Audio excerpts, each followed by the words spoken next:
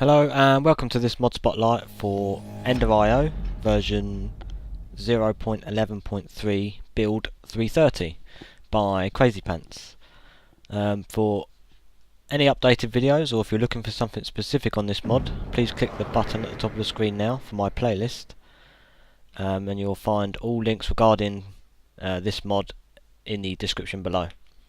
So in this video I'll cover the power generation and some machines. So let's get cracking. We start then with the Stirling generator. This machine will burn solid fuels and output roughly 10 redstone flux per tick to an adjacent machine, and it does interact with the Ender.io conduits as well as thermal expansion conduits.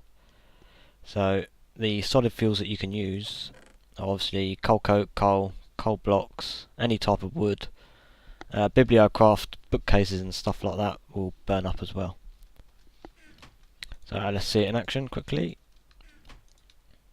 So we chuck some coal in there, it should output to the pulverizer here. You can see we get some power, and to this sag mill, and we can see it's outputting energy into these energy cells. So that's pretty much all I can say about that. Oh, hang on a sec. We have redstone control and an internal buffer, which is handy. But that's about it. It pretty much acts as a Buildcraft Stirling engine with the same amount of power. So 10 redstone flux is the equivalent to 1 megajoule per tick. The next power generation that you can have is the photovoltaic cell, or photovoltaic cell. Photovoltaic. There we go. Get it right in the end.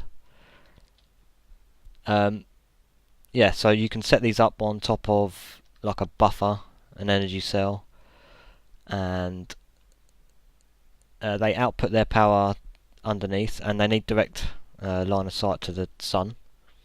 These also output 10 redstone flux per tick, and they interact here with thermal expansion and Ender.io, their own pipes. So yeah, that's pretty much it on the power generation.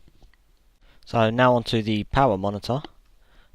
This will tell you how much power your network is producing. It's a good idea to place it on a junction so you can get an accurate reading. If we know that the Stirling generator outputs 10 redstone flux per tick, so if we look here, getting an average input of 30 redstone flux per tick, that's 10 per generator, and it's outputting 30 because of the internal buffer here as it's filling up. It's adding up all the internal buffers of every machine on the network, so that's 100 here, redstone flux, 100,000 here, there and there, so that's 400,000 total. And the conduits themselves also have a storage. Note that when your conduits, when all your buffers, fill up, and your conduits are the last things to fill up, the output will change considerably because these conduits can output a lot more than these machines. So once those conduits have been depleted of energy, then it will revert back to this statistic. So bear that in mind. And yeah, there's another nifty little tool called the conduit probe, which pretty much does the same thing as the power monitor, but is a bit more mobile, as you can see down the bottom left there. This power monitor also has redstone control, so you can, as long as you tick this box here to enable it, you can tell it when to emit a signal. So you can have this shut off things when you need to. So it has some good redstone control there. I forgot to mention the Capacitor Bank. That's just there to show you how many redstone flux storage devices you have on the system and how full they are, which I'll show you in a second. With the capacitor bank, this can store redstone flux. It's also a multi-block structure, which I'll show you in a moment. It interacts with thermal expansion, its own pipes obviously, and you can also pump megajoules into the capacitor bank and it will convert directly to redstone flux. Now if you look at the GUI here, we have our buffer on the left. This will increase depending on how many capacitor banks you have in your multi-block structure. And we have the max input and output text fields. So if you look at the top here, the max IO input and output is 1000 redstone flux per tick, so you can adjust that accordingly depending on what you need for which situation.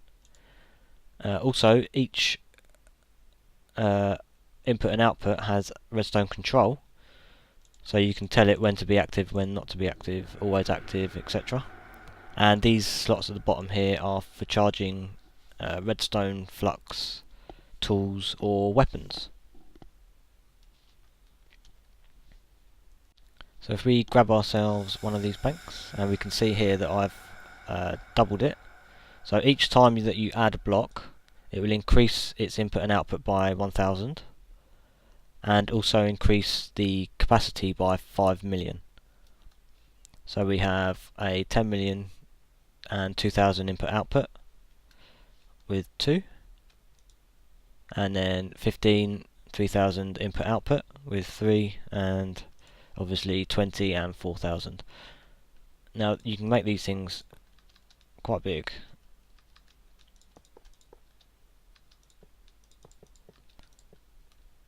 So just go to that limit for now. So now we have a storage of 80 million, which is a lot of power, and an input and output of 16,000 redstone flux per tick. It's a very, very useful block. So the first machine that Ender.io adds is the alloy smelter, or well, not the first, but the first I'll be covering. And this will melt down items into alloys, and you can see some recipes here. So you can essentially use it in place of the induction furnace from thermal expansion to get your Invar, Electrum and hardened glass and so forth. It's mainly used for its own recipes, because some of the items in the recipes will require this machine. You can pipe into and out of the alloy smelter with its own pipes, buildcraft and thermal expansion. It has redstone control as always, and this button here will allow you to change its mode from furnace to all smelting and alloys only. Now that means this machine will only work when there's an alloy recipe entered into it. So if I put some gold in here and put it on alloys, it won't do anything until the rest of the recipe is within there. So you can set up automation for these and it won't cook it automatically. If you had it onto furnace mode, it'll only act as a furnace basically and ignore any multiple items that drop in.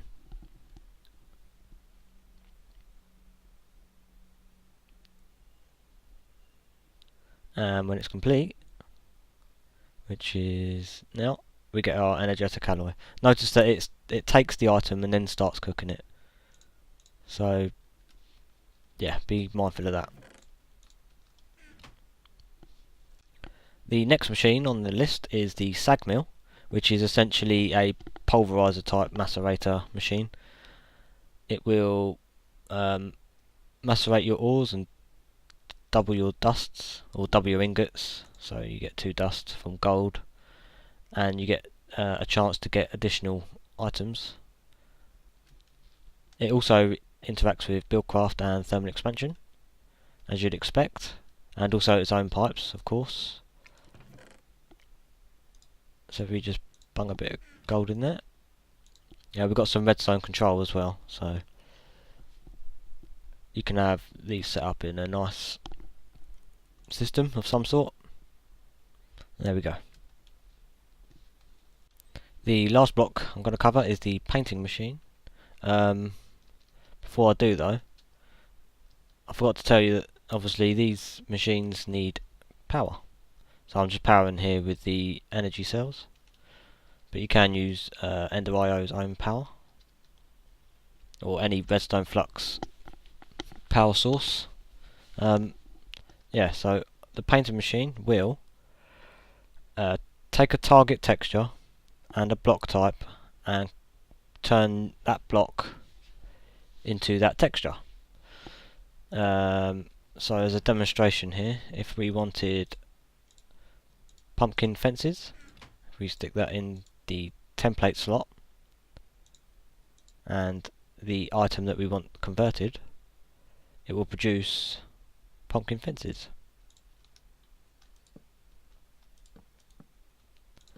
It's pretty neat. So that's good for doing stairs and stuff. It's pretty nifty. Actually, I haven't tried this TNT, so I can see if I can make a TNT fence gate. While that's cooking, we've got some redstone control as always. Look, we can. Lovely. Weird.